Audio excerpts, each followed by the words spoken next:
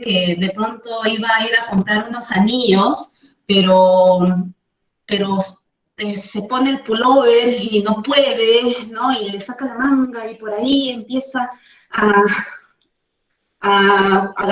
bueno, le falta el aire y empieza a enredarse con su propia prenda y una serie de cosas cotidianas, pero al mismo tiempo hechos extraordinarios, ¿no? A pesar de que sea una situación común, los hechos que se relatan no son, pues, hechos sencillos, son hechos, digamos, que van más allá de lo natural, ¿no?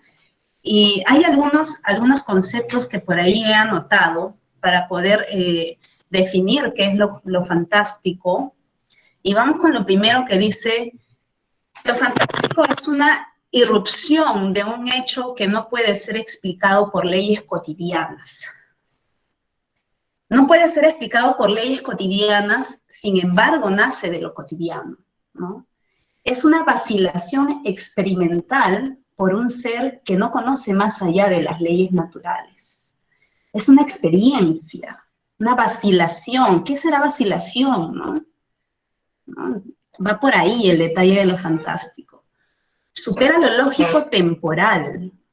Recordemos que también cuando uno se sumerge en estas historias fantásticas, pues es como irse a este mundo de repente un poco surrealista, onírico, de los sueños, donde el espacio y el tiempo pierde este valor natural, ¿no? ¿Cómo es el mundo de los sueños? Uno de pronto se aparece en un lugar y está en otro al mismo tiempo. Tal vez hace calor y al mismo tiempo está lloviendo, y una serie de cosas contradictorias que puede ocurrir en un sueño, ¿no? Supera estos espacios lógicos, estos tiempos lógicos también. Lo fantástico nace desde un ámbito real, pero no se opone a lo real, porque surge de ello, ¿no? Surge de ello. ¿Y cuáles son los elementos que nosotros podríamos reconocer en estas historias fantásticas? ¿Cuáles son esos elementos que nos podría, pues, remontar o, bueno, por ahí tal vez la historia de los fantasmas, los viajes en el tiempo, ¿no? Los personajes soñados, que es lo que nosotros, bueno, lo estaba comentando, en la narrativa de Cortázar, hay varias historias, pues, que están centradas en el sueño, ¿no? Como la noche boca arriba, por ejemplo. Los seres inmortales, las fantasías metafísicas, esas fantasías que van más allá de lo natural, ¿no? Está este personaje que, por ejemplo, este cuento Circe, ¿no? La mujer prepara algunos bombones que van más allá de lo normal, provoca ciertos efectos esos bombones, ¿no? Aquel que ha leído este cuento creo que se está imaginando y sabe a lo que me refiero, que más adelante lo vamos a abordar un poco. Bueno, eso es un poco para de repente conceptuar lo que es lo fantástico, y por ahí seguramente ya te has ido relacionando con varias historias que aborda, pues, los cuentos de Cortázar, ¿no? Los temas que aborda estos cuentos. Me voy a centrar en uno de ellos porque, bueno, el tiempo es corto, no vamos a poder abordar todas las historias, es demasiado. He escogido para esta tarde este cuento titulado El Axolotl, que seguramente ustedes ya lo han desarrollado, lo conocen, y vamos a compartir ciertas apreciaciones que he podido desarrollar de este cuento, ¿no? Este relato nos habla de la conexión de un personaje con este animal, que es el ajolote, ¿no? El axolotl. Pero este animal tiene determinadas, bueno, tiene toda una historia mítica detrás de él. Una historia mítica que está relacionada a lo azteca. Entonces creo que antes de ingresar a la historia, hay que ver un video. Vamos a ver un video que Miss Anita nos va a compartir. Y voy a dejar de compartir, Miss Anita, para que usted pueda compartirnos el video. Claro, claro. A ver, vamos a compartir el video. Ajá, un segundito. Vamos a compartir. ¿Dónde está? Acá está. El video. Ya, acá está. Listo. Ya lo voy a...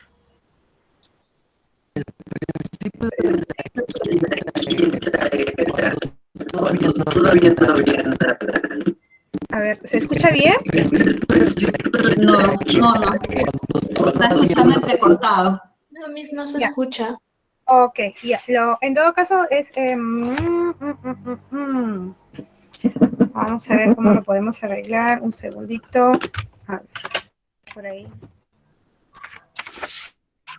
A ver, una vez más. No. O si no, yo lo comparto. Ya. Sigue, ya. Yo lo voy a compartir en todo caso. A ver, aquí tengo justo. Me esperan un momento. Voy a, un ratito voy a pedir.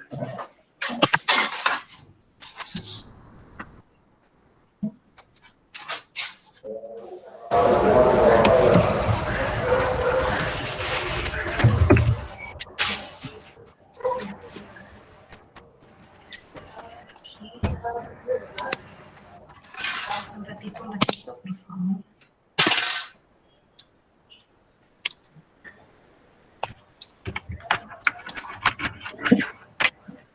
Acá está. Listo. Es la historia mítica del axolotl. Espero que se escuche bien. La verdad que siempre tengo problemas con el audio. ¿Me dices, Miss Anita? Ya, a ver. Se escucha.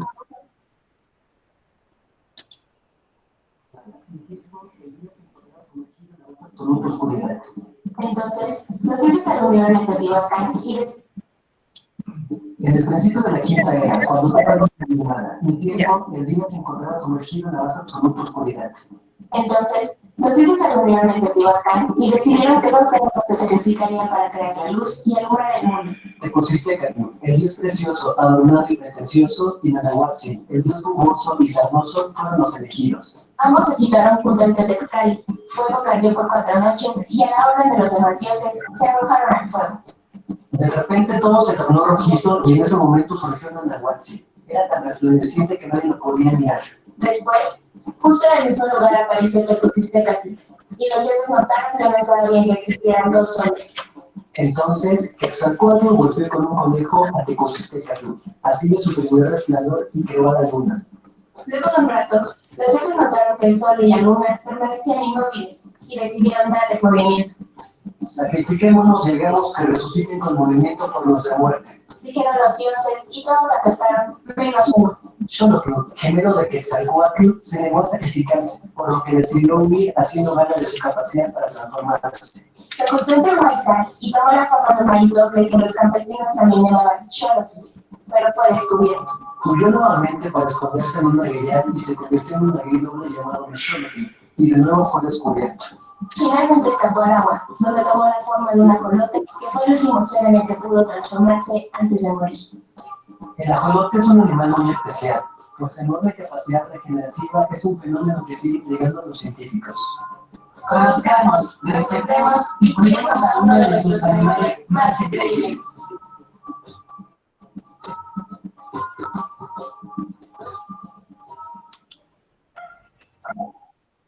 Gobierno de México.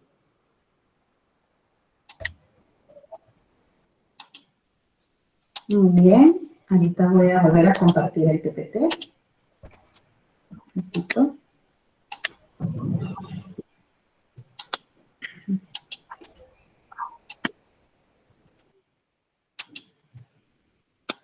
Ya, aquí están viendo el PPT, ¿verdad? Sí, se ve. Ya, listo.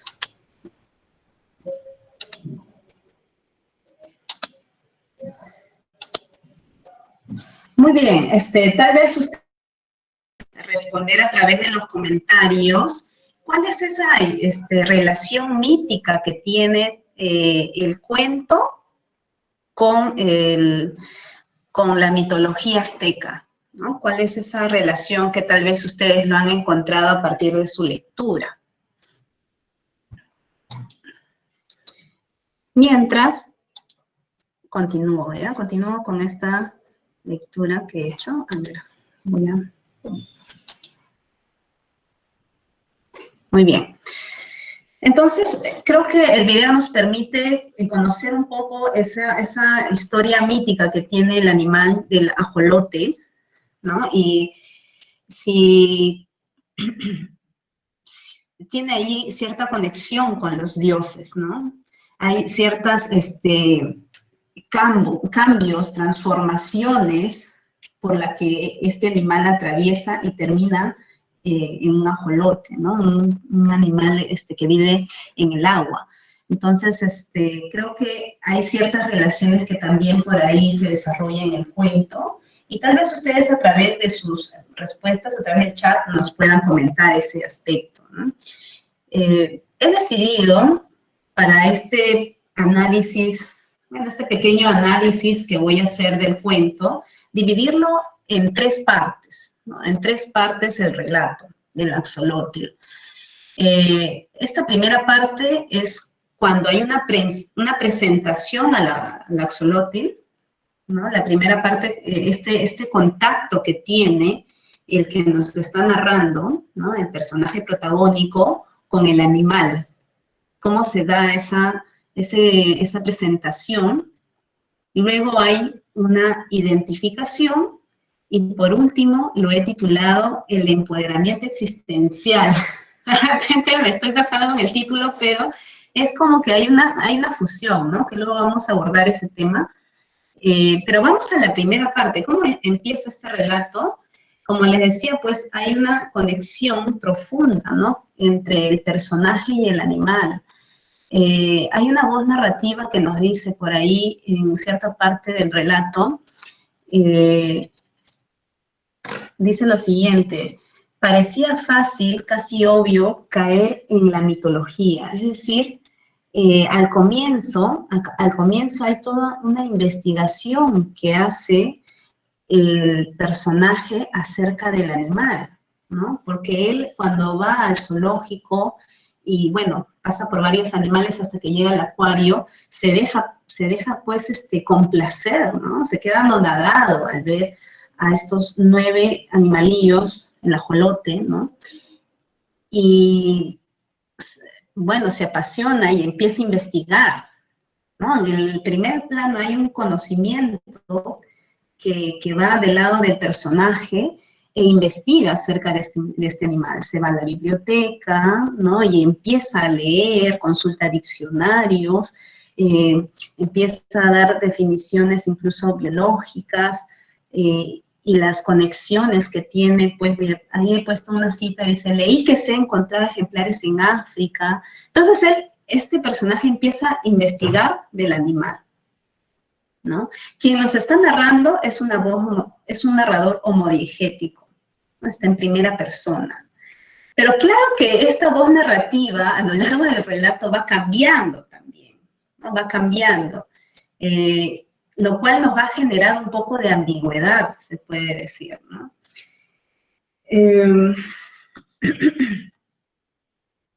También en este conocer al animal, hay ciertos retratos que se hace del axolotl y le encuentra ciertas semejanzas con el ser humano, ¿no? Les voy a leer una cita que me pareció bastante pertinente para esta parte, que es la siguiente. Dice: vi un cuerpecito rosado y como translúcido pensé en las estatuillas chinas de cristal lechoso, semejante a un pequeño lagarto de 15 centímetros, terminado en una cola de pez de una delicadeza extraordinaria, la parte más sensible de nuestro cuerpo. Por el lomo le corría una aleta transparente que se fusionaba con la cola, pero lo que me obsesionó fueron las patas de una finura sutilísima, acabadas en menudos dedos, en uñas minuciosamente humanas. ¿Qué quiere decir esto? Que en estas descripciones que va realizando el personaje, pues le encuentra cierta humanidad al animal, ¿no? Y entonces el valor que le da ya deja pues de ser un simple animalillo y cobra otro significado para él, lo cual va a pasar a un segundo proceso, ¿no? Pero antes de hablar de este segundo proceso, yo les empecé leyendo una cita que era acerca de lo obvio en el hecho de haber caído en las mitologías. Inicialmente él hace toda una investigación y tal vez cualquiera hubiera hecho esa relación, ¿no? Sin embargo, este relato se va a algo más profundo, ¿no? Que es la psiquis y el juego mental que hay entre el personaje y el animal. Hay una compenetración entre los dos. Por eso yo vi apropiado titular La configuración del otro, este problema de identidad que se desarrolla dentro del cuento.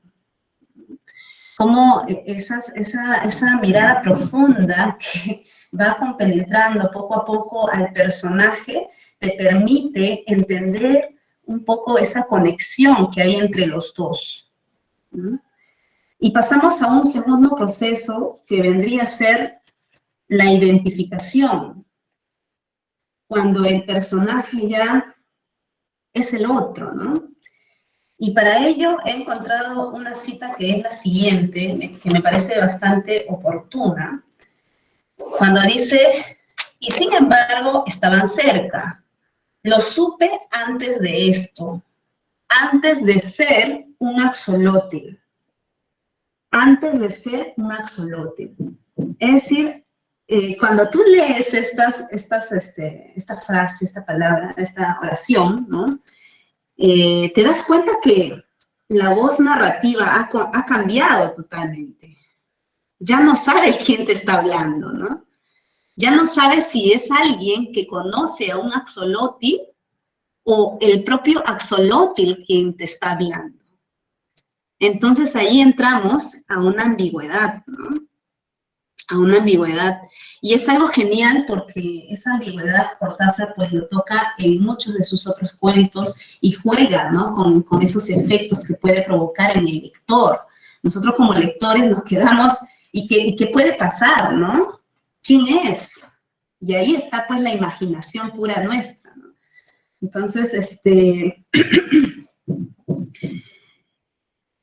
este proceso también, ¿no? En este proceso de identificación hay un cambio, ¿no? Una transformación que empieza desde esa voz narrativa hasta el autorreconocimiento como el otro, como un yo siendo axolótil o como un yo siendo ser humano, ¿no? Entonces hay una conexión de los dos lados.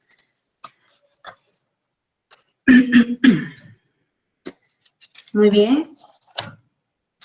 Y luego, bueno, ahí he puesto un par de citas que dicen lo siguiente, ¿no? Me sentía innoble frente a ellos, había una pureza tan espantosa en esos ojos transparentes. Los ojos, bueno, los ojos, y tal como lo retrata, es también bastante simbólico porque a través de ello, el personaje pues viaja, ¿no? En esta identificación que va a generar el animal en él, ¿no? Y luego, por último, tendríamos bueno, yo le he titulado el empoderamiento existencial, tal vez ahí me he pasado un poco, pero lo que quiero hacer referencia ahí es a la fusión que hay ya entre el axolótil y el personaje mismo, ¿no? Por ahí estoy escuchando un chat, yo estoy con la pantalla completa, ahora lo leo, y esa fusión que hay entre estos dos personajes ya viene a ser solamente uno, ¿no? Y esta fusión también se puede entender por el cambio de voces, la voz narrativa, ¿no? Dice, y pienso como un hombre, es solo porque todo axolótil piensa como un hombre dentro de su imagen de piedra rosa. ¿no? Entonces hay varias frases ahí. Por ejemplo, aquí tengo una también. Me parece que de todo esto alcancé a comunicarle algo en los primeros días, cuando yo era todavía él. Estas frases ya están en la última parte del cuento, y de todas maneras, pues, genera esa ambigüedad, ¿no? Genera ese malestar, esa incomodidad a uno como lector, y sin darnos cuenta, pues, viajamos en este problema existencial del hombre, ¿no? ¿Quién soy? ¿Con quién me conecto? ¿Con quién estoy, ¿no? Dialogando. Entonces, hay varias problemáticas, de repente, complejas que surgen a partir de ello. Para ver un poco lo que están comentando, a ver, dice, estaba empoderado. Así es, ¿no? Estaba empoderado. Bueno, el animal se apodera de él o el personaje del animal, ya no se sabe quién, ¿no? Tal vez ahí ustedes puedan dar también sus apreciaciones. Lo han entendido ustedes, ¿no? A través del chat. Muy bien, esta es más o menos la problemática que he podido desarrollar en esta lectura. En realidad hay mucho más, también está la carga mítica de todas maneras. El ajolote es un animal bastante simbólico dentro de la cultura azteca mexicana, ya que está presente, y también en ciertas partes del cuento lo enfatiza, ¿no? Pero para no solamente centrarme en un cuento, vamos a hablar acerca de los otros tópicos que se desarrolla en la narrativa de Cortázar. En realidad, pues hay una gama de temas, ¿no? Del cual uno puede tratar. Por ejemplo, por ahí he puesto la duplicidad, y he citado ahí La noche boca arriba, he puesto el nombre de ese libro. ¿Cómo así se desarrolla la duplicidad en este cuento, en La noche boca arriba? Es como que un hombre se desdobla en dos historias, ¿no? Se desdobla en dos historias, en dos espacios, en dos tiempos diferentes. Y también ahí, en este cuento, hay una especie de ambigüedad, si se dan cuenta, ¿no? Y por eso les decía que es una constante en la narrativa de Cortázar. Porque de pronto uno no sabe si quien está narrando es el hombre que está en el hospital enfermo, ¿no? Que acaba de sufrir un accidente, o es ese hombre perseguido por los mayas. Y hay una parte y que a mí que siempre lo recuerdo y me gusta mucho repetirlo, creo que ya lo dije en clase también, cuando de pronto el hombre que está en el hospital tiene una fiebre inmensa y siente todo su cuerpo caliente y se duerme y se levanta en otro espacio que está, ¿no? A punto de ser arrojado al fuego, y por eso siente esa calentura, ¿no? Pero ese temor también hace que otra vez se levante en el otro espacio y sigue pues con esta fiebre que cada vez es más fuerte. Entonces hay una compenetración entre estos dos personajes también, pero creo que al final hay un detalle, ¿no? Donde dice, ya no sé si soy ese otro que me miro en un futuro con jeans, algo así. Entonces, por ahí también ya nos deja a nosotros a una libre imaginación, pero tal vez algunos de ustedes ya le han dado respuesta. ¿Quién es el verdadero narrador de esta historia, ¿no? La duplicidad. La duplicidad también es este tema de la identidad, ¿no? Desarrolla este tema muy bien. Lo lúdico también es algo que gusta mucho, no solo en los cuentos, sino también en la narrativa de Cortázar, ¿no? Sino, ¿por qué tendría este libro titulado Rayuela, que por aquí lo tengo, ¿no? Lo lúdico, el juego, creo que lo podemos encontrar no solo en los temas que él abarca, sino en la estructura, ¿no? En la estructura, cómo él organiza sus cuentos. Para lo lúdico he tocado un cuento que también me atrae mucho, que es el final del juego. Cómo estas tres niñas se van a jugar a los rieles del tren y de pronto estas empiezan, ¿no? a hacer transformaciones en una estatua y por ahí surge un amor romántico con un chico llamado Ariel, ¿no? Y en este enamoramiento que hay, ¿no? Un amor adolescente, por ahí también le lanza cartillas, si no me equivoco, entonces hay elementos muy simbólicos también ahí donde se habla de ciertas etapas, ¿no? Cuando una de las niñas, ahorita se me fue el nombre de quién es la que se enamora de Ariel, la cuestión es que hay una etapa de la cual ahí se puede hablar, ¿no? Cómo este amor representa un amor ideal, ¿no? Adolescente, romántico, pero cuando Ariel se marcha toda esa etapa y empieza una nueva etapa para las niñas, ¿no? También se puede hablar en este cuento de los espacios en los cuales se refugian las niñas. Hay un espacio que son pues estos, espacio de los rieles del tren como un espacio de liberación, ¿no? A lo rutinario.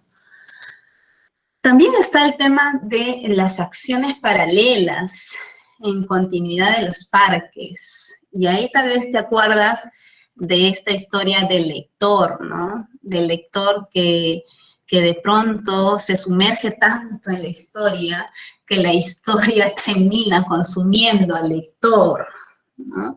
Entonces, y una vez más, ¿no? Uno se va, bueno, yo estoy encantada con cada uno de los cuentos, ya se habrán dado cuenta. También vemos el tema de lo mítico, Por ahí he puesto otra vez el axolotl con la mitología azteca y en Circe con la mitología clásica, griega, ¿no? Podría ser muy sencillo, tal vez, recontar una historia, ¿no? Clásica. Sin embargo, Julio Cortázar lo hace de una manera extraordinaria, ¿no? Que es situar al personaje desde un espacio cotidiano, una familia, ¿no? Una familia que de pronto tienen a una hija, hermana, que tiene cosas extrañas, ¿no? Dos enamorados han fallecido y tiene uno nuevo llamado Mario, que de pronto parece que le va a pasar lo mismo que a los anteriores enamorados. Y es que esta chica en particular tiene algo, ¿no? Que es las preparaciones de sus alimentos, parece que los preparara como si fueran pócimas, ¿no? Y ahí también la conexión con la historia clásica. Si nosotros hablamos de Circe en la mitología griega, y todos recordarán, pues, que es una hechicera, ¿no? Una hechicera que de pronto convertía en animales a sus pretendientes, y ahí creo que lo podemos ver en las imágenes también. Si han leído la Odisea, recordarán ello, o si han visto la Odisea también, ¿no? Y hay muchas conexiones con el personaje de, ahorita, Delia, si no me equivoco es Delia, sí, Delia, con Circe, con este personaje simbólico, ¿no? ¿Cuáles son los elementos que de repente se relacionan? ¿Por qué Delia está rodeada de animales, ¿no? Y estos animales precisamente es como que ella los tiene a su dominio, ¿no? Al perro, al gato, al igual que la misma hechicera Circe. Al igual que la misma hechicera, también Delia es desterrada dentro de este espacio de su espacio hogareño, filial, familiar, ¿no? Lo mismo le pasó a la hechicera, también fue desterrada a Italia. Entonces, de todas maneras, hay una intertextualidad entre el cuento y la mitología clásica. Claro está, hay una intertextualidad en los hechos, ¿no? Hay un diálogo de todas maneras que realiza ya el autor en este cuento con la historia clásica, pero ya vemos que el desarrollo de la historia pues es en un ambiente cotidiano, diferente, ¿no? Otros temas que de repente también se desarrollan y a mí me parece muy interesante, bueno, ya lo he estado señalando que son los elementos simbólicos, los puentes narrativos. hay muchos puentes narrativos que uno puede encontrar en diversos relatos. He señalado solamente algunos, ¿no? La carta, la casa, el libro, el móvil, el acuario. Por ejemplo, en Carta a una señorita en París, el puente narrativo, esta carta te permite ahondar en lo que es este espacio moribundo en el cual se encuentra el personaje, ¿no? Las vacilaciones, cómo ella va sufriendo y va relatando lo extraño lo que le sucede, ¿no? El hecho de parir conejos, y todavía le cuenta, le dice, ¿acaso esto es algo extraño? Le dice, ¿no? ¿Cómo es posible que yo me sintiera diferente por parir conejos? Como si fuera algo natural, ¿no? Revierte lo extraño. También está la casa tomada. Ahí el puente narrativo es la casa, ¿no? Si ustedes han leído esa historia, también, ¿no? Relata la historia de dos hermanos, una convivencia un poco extraña, ¿no? Algunos lo llaman hasta incestuosa. Sin embargo, tiene todo un peso contextual, histórico, metafórico, ¿no? ¿A qué se refiere con la casa tomada? Si recordamos, pues, estamos hablando de un contexto argentino, ¿no? En la época de Perón. Recordemos que Perón fue, pues, un dictador, ¿no? Que en su momento muchos emigraron a Europa, ¿no? Los de la clase media, alta, los pequeños burgueses, por esta dictadura, porque se sentían tomados ya en su hogar, en su ciudad, prácticamente por tantos migrantes de los alrededores a la ciudad, y tenían pues que emigrar, ¿no? Y muchos dicen pues que este cuento es una metáfora de ello, la casa tomada, como dos hermanos de una plena convivencia, viene alguien, se mete a la casa y ellos se tienen que marchar, ¿no? Muy interesante este cuento, también me ha gustado. El otro puente narrativo es el libro. Bueno, esto ya lo he tocado en continuidad. Los parques, el móvil también en ómnibus, esas miradas furiosas que le lanzan a los personajes, ¿no? A Clara. El acuario en el caso del axolotl. Bueno, y así uno de repente puede ir viajando en muchos relatos que seguramente ustedes ya lo han leído. Y para esta etapa, a ver, no sé cómo voy con el tiempo. Estamos bien. Sí, tenemos todavía 25 minutos. Sí, ¿verdad? Sí, sí, sí. Bueno, son aspectos generales que he tratado de abordar. La verdad que son tantos cuentos, pero vamos a hacer algo, creo que importante para todos ustedes, que seguramente lo han estado haciendo en clase, pero lo vamos a hacer ahora también. Y para esta parte vamos a hacer un ensayo de discusión, un ensayo de 10 minutos, con una compañera que me va a ayudar en esta parte. ¿Estás por ahí, Daniela? Hola, sí, acá estoy. Ah, perfecto, hija. Ya, vamos a hacer un ensayo, ya, de la segunda parte de la grabación COI, que es la parte de la discusión. Ustedes que están ahí escuchándome, ¿verdad? A través de los comentarios me van a controlar el tiempo. Saben que la segunda parte dura 10 minutos, ¿verdad? Entonces, me van señalando 5 minutos, 7 minutos y ya voy calculando ahí con Daniela. Entonces, Daniela, ¿lista? ¿Qué tal? ¿Cómo estás? Habíamos estado hablando. Bien, Miss. Ya, listo. Sí. Empezamos, ¿ya? A ver.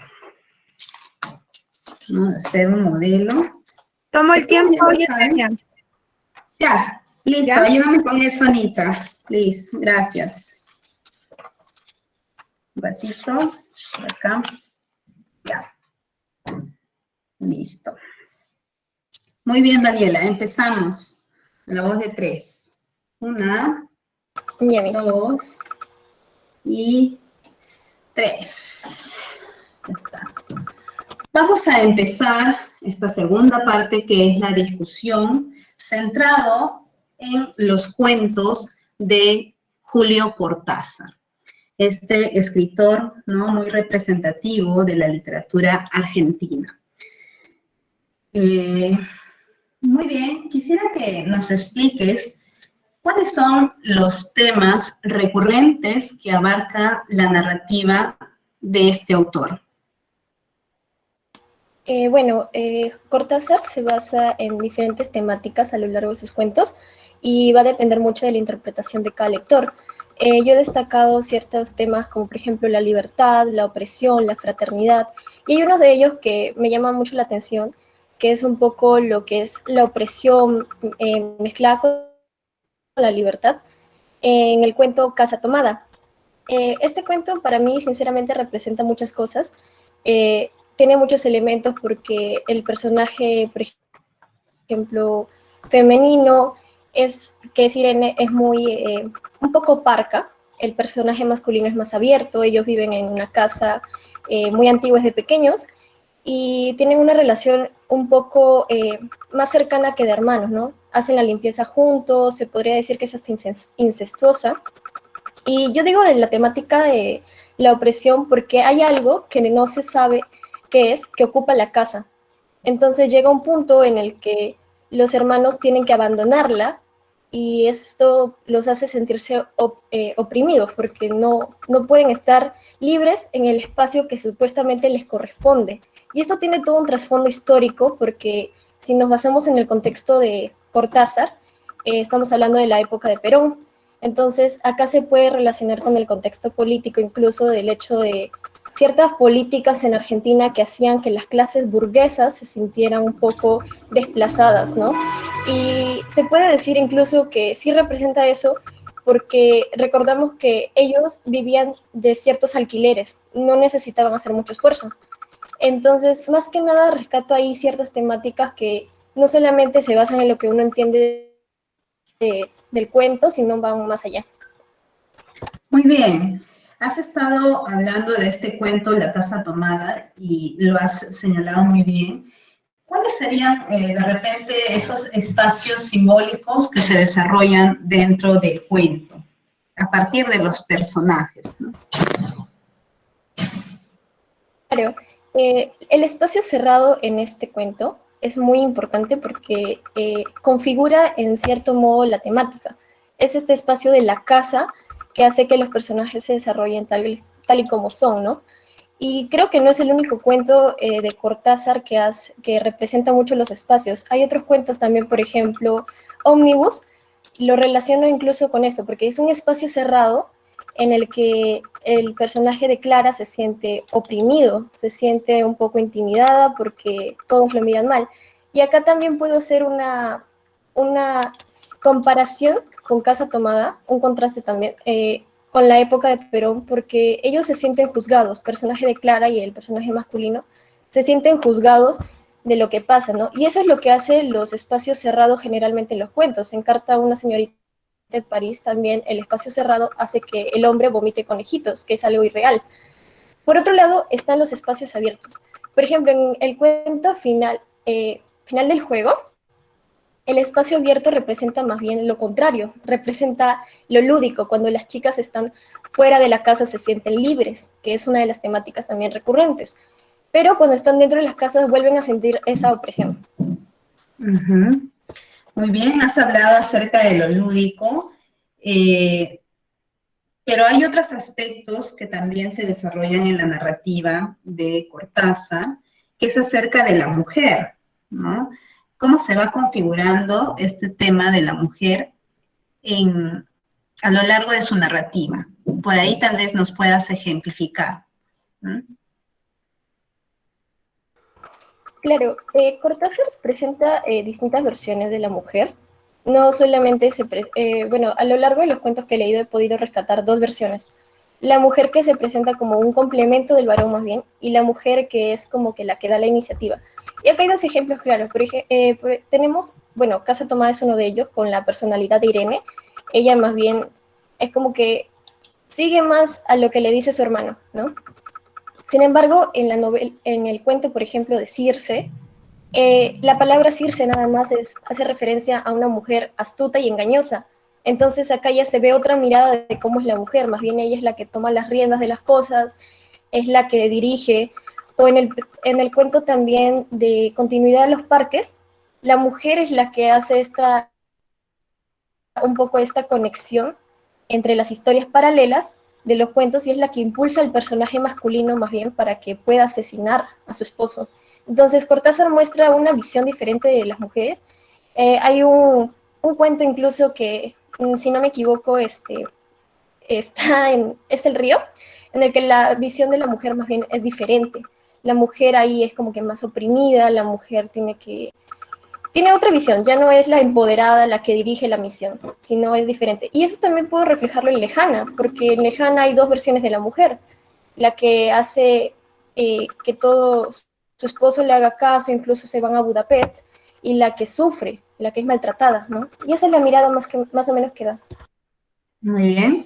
Yendo un poco a lo que es la técnica, el estilo, ¿no?, de su narrativa, ¿cuáles son las técnicas que desarrolla y, y cómo se puede ejemplificar con uno de sus cuentos?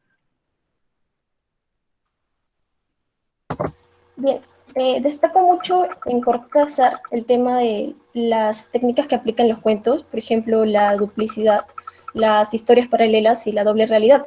Historias paralelas podría ejemplificarlo muy bien con ya sea continuidad de los parques, porque básicamente el lector empieza leyendo una cosa y eh, termina descubriendo otra diferente, ¿no?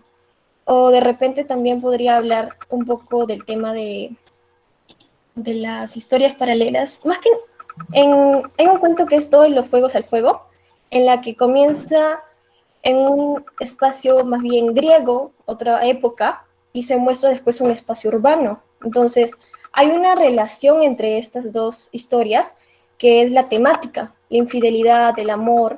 Hay un triángulo amoroso en ambas historias, uno es en el espacio urbano, otro en el espacio griego.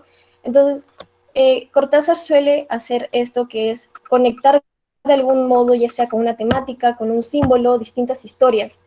Y bueno, creo que básicamente sería eso en cuanto a las historias paralelas. Y también hay otros elementos que usan sus cuentos como contar de repente de atrás hacia adelante. En Carta a una señorita de París la estructura es de una carta totalmente. En Lejana también es un diario. Entonces varía un poco la estructura en la que ordenan los cuentos. Muy bien. También hay otro aspecto que se desarrolla en sus cuentos, que es acerca del lector cómplice, ¿no? ¿Cómo se construye este tipo de lector y con qué cuento nos podrías ejemplificar ello? Bien, el lector cómplice es algo muy importante para Cortázar porque lo ha demostrado a lo largo de sus cuentos. Esas técnicas que usa, por ejemplo, historias paralelas, hacen de que el lector esté activo. Todo el tiempo tiene que seguir el hilo de la historia porque es posible confundirse y perderse, como lo que ocurre con el cuento de Axolot. Si el lector no está consciente de qué está pasando exactamente, puede confundirse. Hay finales abiertos y el lector debe dejar volar su imaginación para saber qué es lo que realmente pasa, como por ejemplo en Las manos que crecen, es una historia que pues no se sabe realmente qué está pasando, qué no, cuál es la verdad, y al final te quedas confundido. Entonces, si el lector no mantiene esa viveza al leer los cuentos, es posible confundirse. Y yendo, digamos, a una lectura más general y apreciativa, ¿cuál de los cuentos de Julio Cortázar te ha resultado más significativo, sorprendente o aleccionador? Bueno, creo que me gusta mucho el de Axolot. Siento que abarca una temática un poco más profunda de lo que quiere mostrar, porque eh, Axolot muestra un poco más un problema de personalidad, ¿no? Y es algo que se puede trascender incluso hasta la realidad, porque a veces hay todo un camino para encontrarse con la persona a sí misma, y si no es así, si no llegamos a ese punto, es posible quedarnos con una mala imagen de nosotros mismos, ¿no? Y básicamente eso es. Muy bien, con ello concluimos. Gracias Daniela, gracias por este momento. Justo hemos terminado. Creo que se han desarrollado varios cuentos, ¿verdad? He tratado de darles ciertos alcances desde diversas temáticas, desde mi mirada, una lectura un poco apreciativa, quizá por momentos, pero también reflexiva, ¿no? Objetiva, en cuanto al análisis. Y también, no sé, Miss Anita creo que nos tenía que explicar algo acerca del protocolo, ¿verdad? Y justo, no sé si sí, justo en la última parte de mi PPT puse el logo de una llamada, porque algo va a cambiar, ¿verdad? Tú nos vas a explicar. Excelente. Primero vamos a darles unas palmas fuertes a la Miss Yesenia, a ver que se escuche esas palmas. ¿Me escucho? Y a la Anita también. Bravo. Excelente. Gracias. Por este acercamiento muy ordenado que nos ha hecho de este escritor tan complejo, tan impactante, ¿no? Ustedes ya, mis estimados estudiantes, tienen para ahondar en muchos temas que ha planteado la profesora, lo fantástico, lo onírico, lo mítico, la duplicidad, lo lúdico, los acuerdos paralelos, ¿no? La intertextualidad de lo mítico que trabaja en muchos de los cuentos de Cortázar, y yo creo que ahí tienen varios elementos por los cuales ustedes pueden profundizar la mirada que tienen de los cuentos. Por otro lado, también hemos tenido 10 minutos de una muy buena presentación con respuestas fundamentadas, profundas, relacionando el cuento, estableciendo miradas distintas, ¿no? Porque la pregunta es una pregunta abierta, ¿no? No tiene que estar de acuerdo con una posición. Un cuento no te va a dar solamente una respuesta. Vamos recogiendo varios cuentos y seguramente puede presentarse contrariedades, matices, ¿no? Hay que identificarlo. Muy bien. Efectivamente, ha servido esto para dar paso a lo siguiente. Me voy a tomar estos 10 minutitos, estimados estudiantes, seguramente sus profesores ya se lo indicaron, pero debido a estos problemas de conectividad que estamos viviendo a nivel nacional, porque todos estamos conectados y ahí se genera esta lentitud.